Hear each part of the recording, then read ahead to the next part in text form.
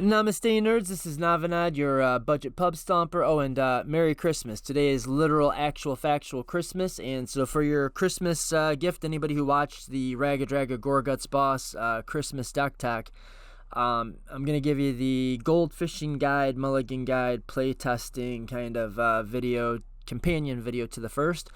If you haven't seen the first, watch it.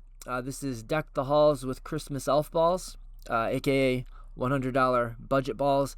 I just cannot think of anything more Christmassy and festive than a red-green deck that is loaded with Santa's little helpers in the form of, Beast Whisperer, that's an elf, Boreal Druid, so on and so forth, bunches of elves. Now, I was goldfishing the deck a little bit, and I made a couple of swaps, and I was looking to spend my budget just a little bit more effectively.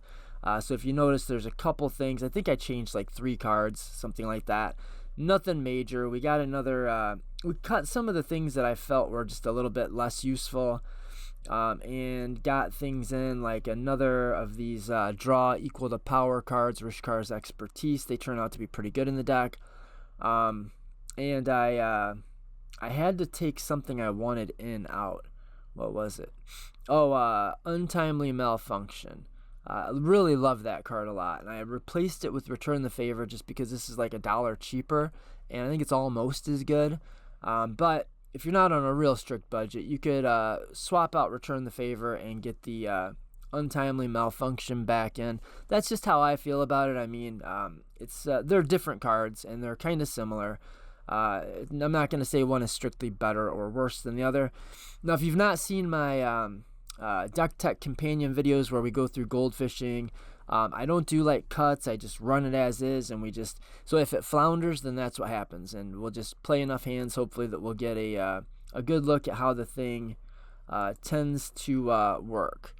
All right, so going to our first 7, we don't have a 1 mana play, but we do. I think we have our Cradle Clear Cutter.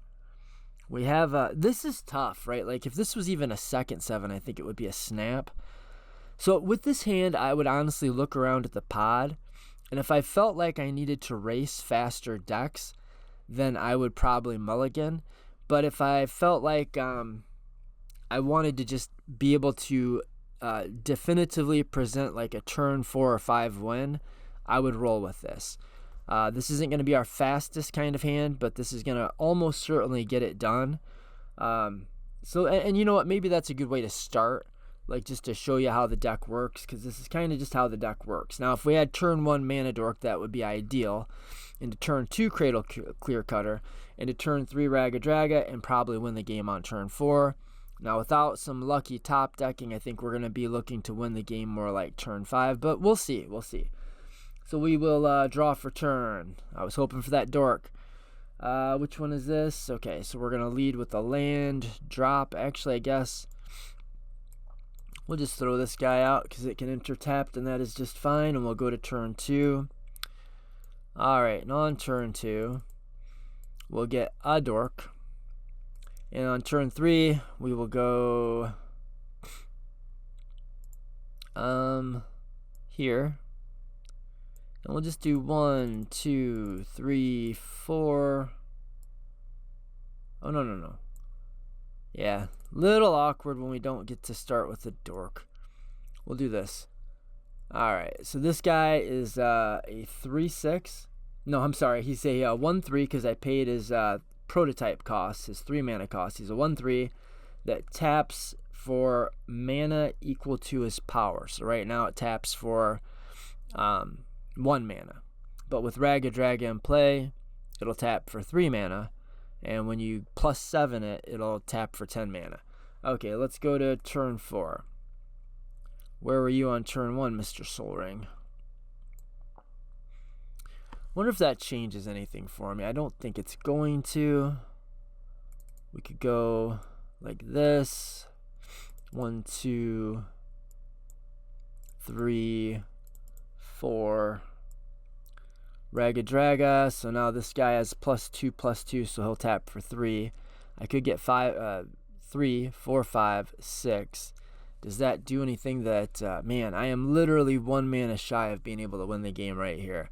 If we had like anything. If we had led with a dork, if we had even if we just picked up a simian spirit guide or an elvish spirit guide right now, we could discard the spirit guide to get our 7 mana, and we could go infinite with this worm calling. But alas, that's not what happened. Okay, now wait a second. No, I can do that. I can do that. I just have to murder my devoted druid, right? So the devoted druid also has +2/+2. So that means it's got 4 toughness. So I can tap it, untap it, tap it, untap it, tap it, untap it. Okay, so we can get 4 mana out of this guy, right? It would normally be 2. We would tap and untap and tap and untap. Yeah, so this is at least going to get us. So here, let me just show you how the line works then. So here's what we're going to do. We are going to tap 1 mana. We're going to go 3 mana. That is 4 mana. 5, we'll put in -1 counter. 6, put in -1 counter. 7,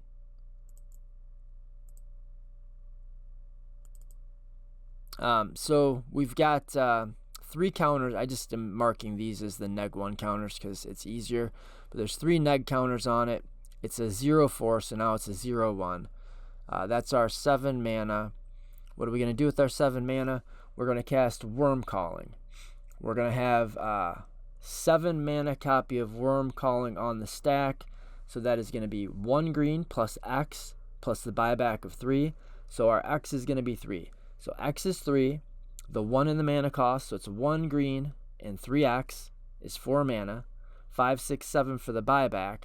So X is 3. We'll put a 3/3 token into play, and we'll return. We'll buy the Worm Calling back, so that'll return to our hand. So we'll put a token into play. Or what kind of token is it? Green worm? It's going to be a beast. Okay, so this comes back to hand, but that was a 7 mana spell cast, and the bottom line of text, whenever you cast a spell, if at least 7 mana was spent to cast it, untap target creature, it gets +7/+7 and gains trample until end of turn. The target that we're going to be untapping is going to be this guy here. So now instead of being 3 power with its 1/3 and +2/+2 from Raggadragga, it's going to have 10 power, which means we can tap it for 10 mana. So we're going to tap that for 10 mana, and we're going to cast our Worm Calling again. And this Worm Calling this time, since we're casting it for 10 mana, the X is going to be 6, so we'll put a 6/6 token into play, buy it back, and that is a greater than 7 mana spell, so that's going to untap this guy and give it +7/+7 and trample. And we're just going to rinse and repeat until we've made a board full of basically infinite worm tokens, infinite tokens. And this guy, we'll just say we have to pick a number, so we put 1 billion of these tokens into place. So this guy's power is 7 billion, or I guess 7,000,000,003. So it'll tap for 7,000,000,003 mana. Okay, so we don't want to pass the turn and hope that nobody messes with our board or wins the game. We want to win right now. And so we tap it for 1 billion mana, and we've got 1 billion mana floating. So we're going to use our Archdruid's Charm. We're going to use the charm to search our library for a creature card. Now, when we're searching the library for a creature card, most of the time, we would be looking for Temur Sabertooth. And when we were looking for Temur Sabertooth, we would cast our Panglacial Wurm. And that would put us in a situation where we could do infinite mana that way. But since we've kind of already cut past that, then we'll just do the Archdruid's Charm, and we'll find, what would be a good thing to find here? Maybe I think what we want to do is get the Eternal Witness. Yeah, here's what we're going to do. So we're going to grab Eternal Witness. to hand. And then we're going to use some of our billion mana to cast Eternal Witness to get this out of the graveyard into our hand. And we're going to use some of our billion mana to cast it again. And this time, we're going to get Temur Sabertooth to hand. And with our infinite mana, we can cast the Temur Sabertooth. We can pay 2 mana with our Temur Sabertooth to return a creature to our hand and give this thing indestructible. And then we're going to cast it again, and we're going to bring this back to our hand. And so here we're just going to do this over and over. Bounce the Ewit with the Temur Sabertooth to return the Archdruid Charm to hand. And we're going to just find a way to win. And what's going to be an easy way to win? Let's go like this. So we'll just search up Beast Whisperer.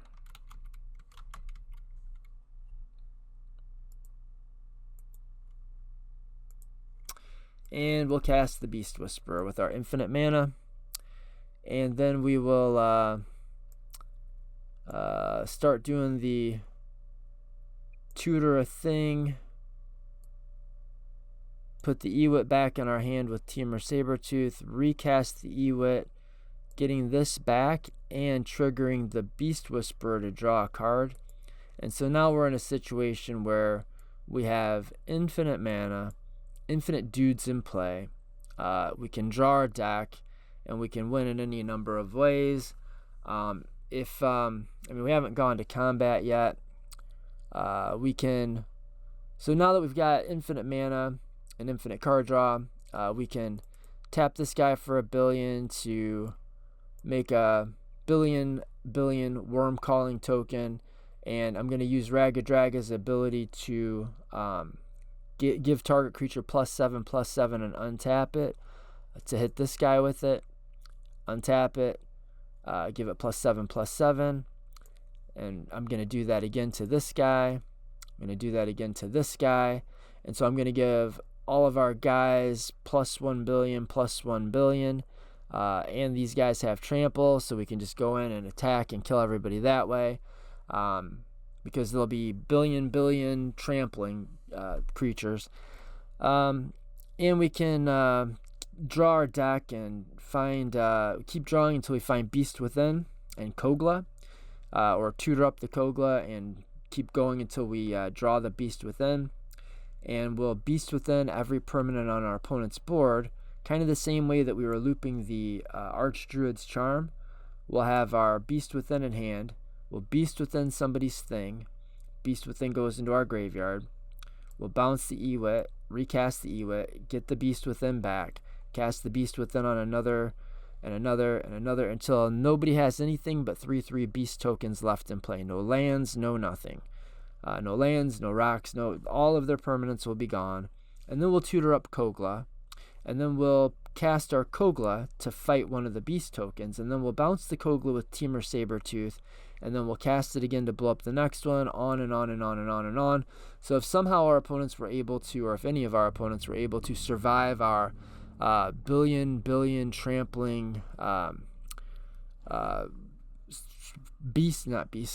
monsters, creatures, there we go, our billion creatures with trample, if somehow they were able to fade that, if any of them were able to fade that, we can just blow up everything that they have in play, make an infinite army, and sculpt the perfect hand, and they'll concede. And if they don't, then we'll just have a very interactive hand with lots of ways to not lose on the one turn where they have no lands, no permanents, nothing in play, and then we can kill them on our next turn. That's a win. No one can get out of that. It's a hard win. I would just say it's a win. So that's the first time we goldfished it. I had to go a little bit off the normal patterns, but that's a turn 4 win on a $100 Gruul deck. Let's take another first 7, and I think we mulled down pretty low, didn't we? No, it was the first 7. What am I thinking? So here we don't have red mana, and we don't have a 1 mana dork, so I think we want to take a mulligan here, go into second 7. That's pretty good. That is good. Yeah, we've got everything we need except the big mana dork. But we do have a tutor for the mana dork. This'll work. Draw for turn. Oh, there it is. We got lucky. Turn 1, we're going to play... Is this the fast land? Yeah. Let's do the fast land. Tap the fast land for green. Cast our Lanor Elves. Go to our next turn. And now we'll go 1, 2, 3 to put our Kami of Whispered Hopes into play. This says if one or more +1 counters would be put on a permanent you control, that many +1 are put on the permanent instead. More importantly, tap, add X mana of any one color where X is Kami of Whispered Hope's power.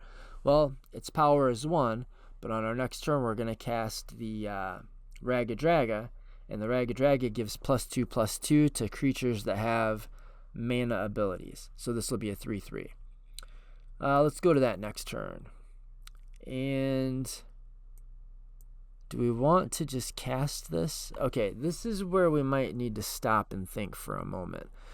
So one of the main win lines that we have is we're going to do a search through our library to find Panglacial Wurm. Like, we're going to search for something, and when you're searching, Panglacial Wurm is a card that allows you to cast it while you're searching your deck. So if we do cycle the Ash Barrens, then if we can come up with 7 mana, we can cast the Panglacial Wurm. I don't think all that's going to happen this turn, but I'm trying to figure out if I want to hold this up for next turn. So next turn we'd have 1, 2, 3, 4, 5, 6, and then whatever land we tutored for is 7.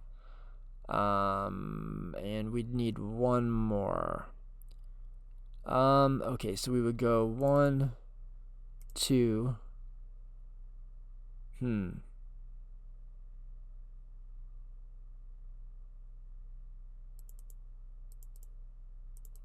3, 4. The tough call here is, do I want to play this as a land, or do I want to save it, or do I want to cycle it now? Let's go 1, 2, 3. We'll just play it out. 4. Okay, and now this Raggadragga comes into play and pumps this thing, so this is now able to tap for 3 mana. Can tap that for 3 mana, and we can put another one of these guys into play and go to our next turn. Alright, now we have 3, 6, 7, 8, 9, 10 mana available, so we can do a search and cast our Panglacial. Okay, so I'm going to show you how the combo typically works. It almost doesn't matter which thing we choose. Let's just do... we'll tap this guy for 3 green, because this tap's equal to its power, but it's got a mana ability, so Raggadragga gives it +2/+2, so its power is actually 3, so we're going to tap this for 3 to cast Archdruid's Charm. Could really be any of the tutors. The Archdruid's Charm is going to search our library for Temur Sabertooth, but while we're searching our library, we are going to find and cast Panglacial Wurm. Okay, so this is a weird card. Very weird. It's a 7 mana 9/5 trample. It says while you're searching your library, you may play Panglacial Wurm from your library. So we're searching for Temur, but we're going to cast the Panglacial Wurm. Okay. Temur. Might as well just put this in our hand, just to kind of not have to search another time. Okay, so technically, it's not in our hand yet, but we are searching for Temur, and while we're doing that, we're going to cast Panglacial Wurm. Okay, so we need 7 mana. So this is 1, 2, 3, 4, 5, 6, 7.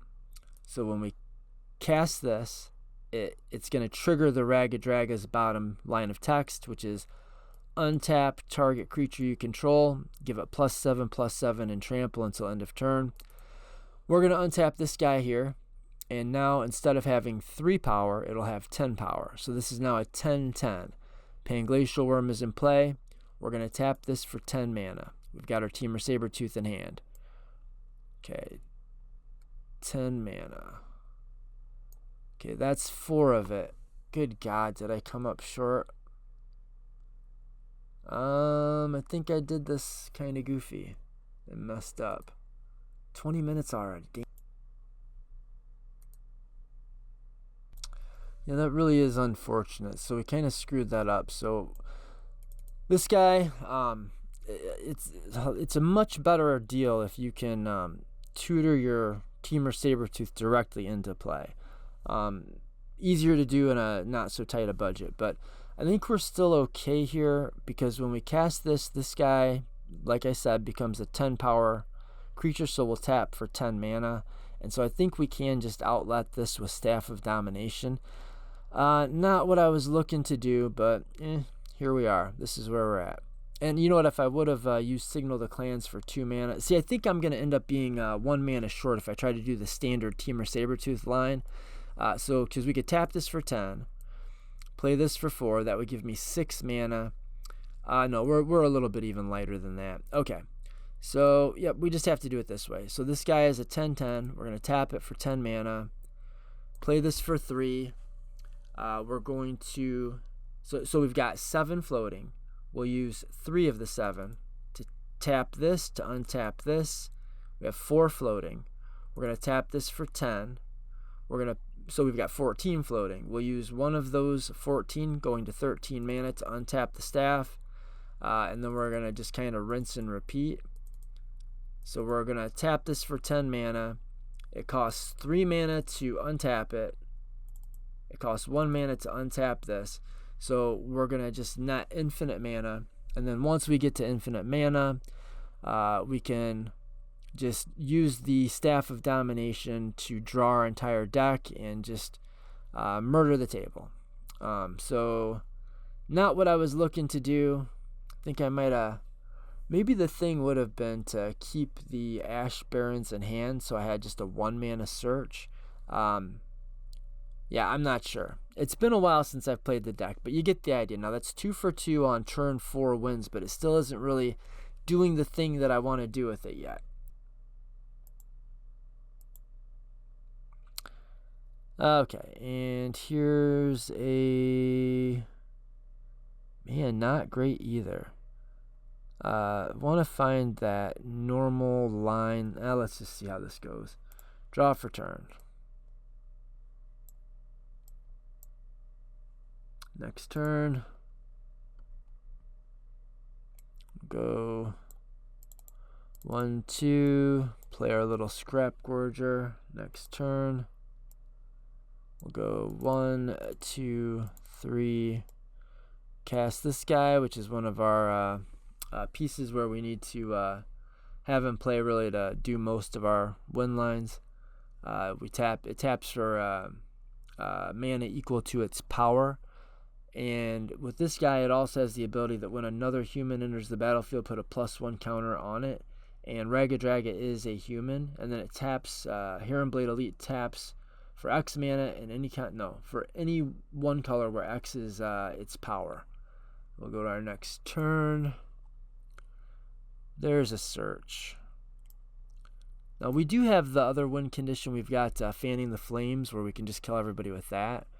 But that's not really what I wanted to do. 2, 3, 4. Raggadragga comes out, puts a counter on this guy, and gives it +2/+2. So this will tap for 4 mana. Then we've got 1 here, so we could go 1, 2, 3, 4, 5 to cast this. Untap all of our guys and give them all +2/+2. So this was a 4, so this is going to be a 6. Untap our guys. So this has 1 +1 counter, making it a 2/2. Raggadragga is giving it +2/+2 as a static effect. And then until end of turn, Great Oak Guardian is giving it an additional +2/+2. So this guy being now a 6/6, Like 2, 3, 4, 5, 6. We'll tap for 6 mana, which will just get us there. So we're going to tap this for 6 red. Tap this for a whatever, a red. So that's 7 mana. And we're going to cast a 7 mana Fanning the Flames. So we're going to use red, red, and X, where X is going to be 2, the buyback is 3, and then red, red, but that's a 7 mana spell. So we're going to, it just says Fanning the Flames deals X damage to target creature or player, and it has buyback. So we have, this is a 7 mana spell. We're going to hit somebody for 2 and buy it back. The 7 mana spell, when it's on the stack, when we cast it, it untaps this guy and gives it +7/+7. Now it was already big, 6. So now it's 13. So now it'll tap for 13 mana. We hit somebody for 2, buy the Fanning the Flames back. We tap it for, however much, 13, and we do and X equals 7. Buy it back.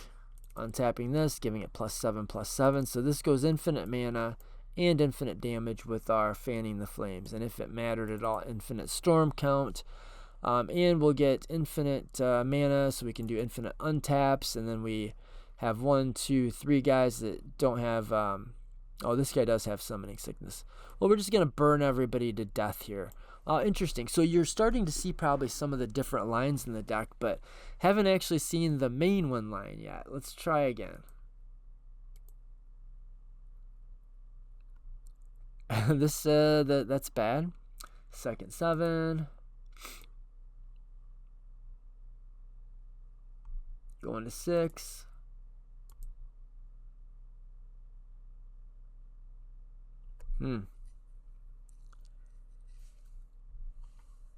That's a tough one. I think we have to go to 5.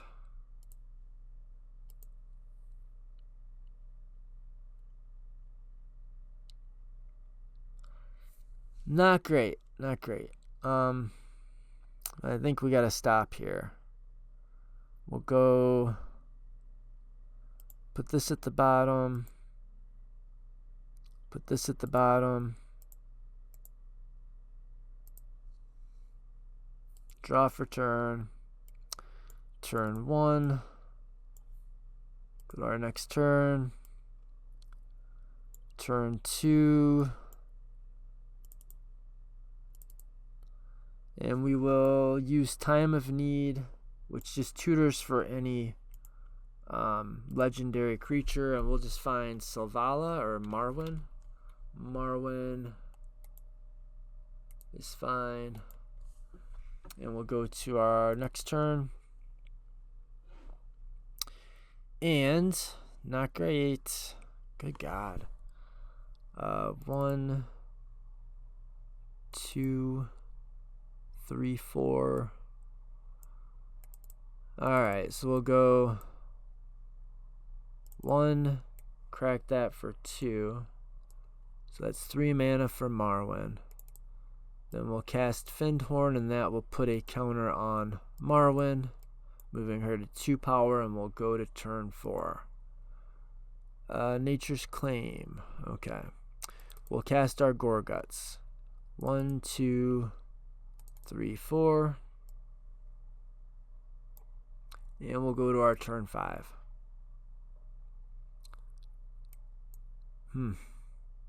1, 2, 3, 4, 5, 6, 7. We got there, but we got there in the stupid way that I don't want to get there. We've already seen this line. Alright, well, we will tap this for... So, since this is a 2/2, and it gets +2/+2, and it taps for mana equal to its power, it's going to tap for 4 mana. 4, 5, 6, 7. And we're going to cast Worm Calling, buy it back. We make it 3/3. We give this thing +7/+7 and untap it. +7/+7, trample and untap it. Tap it, cast this, buy it back, make another big beast, untap this, make it bigger and bigger. And we're going to make infinite Worm Calling tokens and go infinite mana. And deja vu, right? Like, now we just have to do the same thing. I think it was the first hand we played, where we cast our Staff of Domination, and we draw our deck, and murder everybody with fanning the flames or something like that. Can we get the normal combo one time? Maybe. Maybe not, though. Boy, this is a great hand. I just don't have the key piece. There's lots of them. We're going to draw into it. I got a feeling. Okay, not that time. And go to turn 2. We drew into it, see?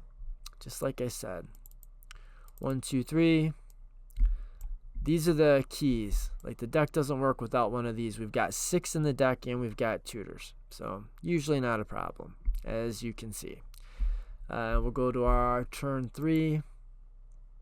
And we will go 1, 2, 3, 4 to cast the sky. And now this will tap for 3. And we've got 1 left behind it. So we'll go 1, 2, 3, 4. And cast. Could we go here? Could we just go? We've got. Nope, let's just do this. We'll put this outlet in play. And then we'll go to our turn 4. Okay. Now 1, 2, 3. 1, 2, 3, 4, 5, 6, 7, 8. Yeah, we're 1 short of being able to tooth and nail entwined. So we'll have to use our Court of Calling or our Vitalize. We'll tap the Kami for 3. So green, green, green. 4, 5, 6, 7. Court of Calling. Oh my goodness, am I going to get to do the actual win line, the normal win line? This is how, most of the time, this is what the deck does. Okay, so we're going to cast a Court of Calling, X equals 7. We can actually untap some of these lands, because we'll tap these guys, because Court of Calling has Convoke. Alright, cool. So 1, 2, 3, 4, 5, 6, 7. X equals 7. We're going to Court of Calling. X equals 4. So the mana value of Court of Calling is 7. So that is going to give this guy +7, +7, and untap him. Okay, we are going to Court of Calling. The X of Court of Calling is 4, so that's searching for Temur Sabertooth. But while we're searching, we're going to find the Panglacial Wurm. Okay, so we're searching our library. We find Panglacial Wurm. Our dude is already untapped into 10 power dude. And we are going to tap this guy to cast this guy. So that's 10 mana when we tapped it. It only costs 7. But that 7 is going to trigger Raggadragga again to untap this and give it +7, +7 again. So he was at 10, now he's at 17. And we've got 3 mana floating.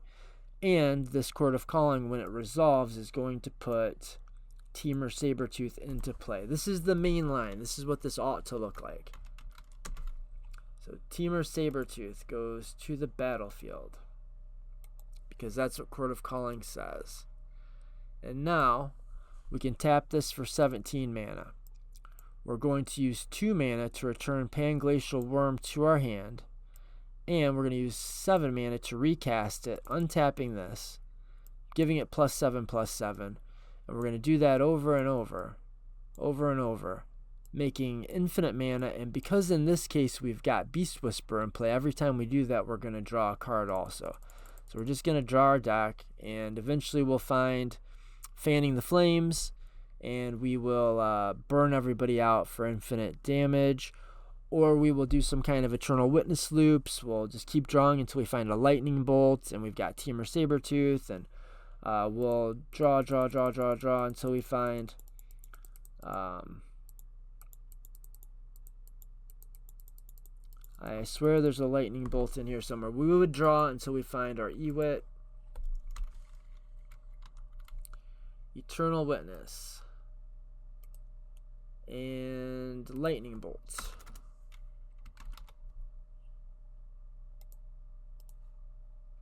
So this is a pretty clean way to win the game.